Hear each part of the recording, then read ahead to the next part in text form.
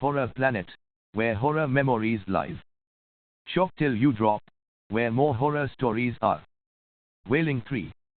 The old cemetery had always been a place of fear for the townspeople.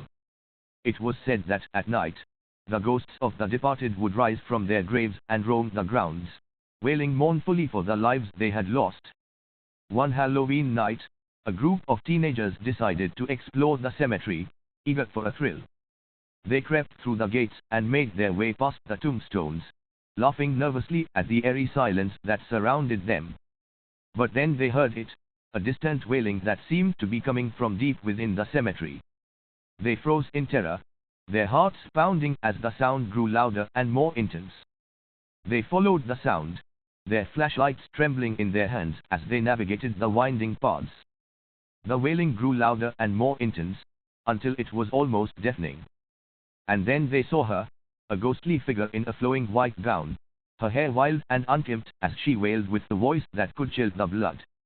She floated towards them, her eyes fixed on theirs, and they knew that they were in the presence of something otherworldly.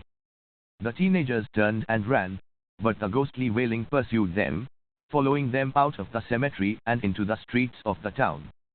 They could feel the cold breath of the ghost on the back of their necks, and they knew that they were not safe.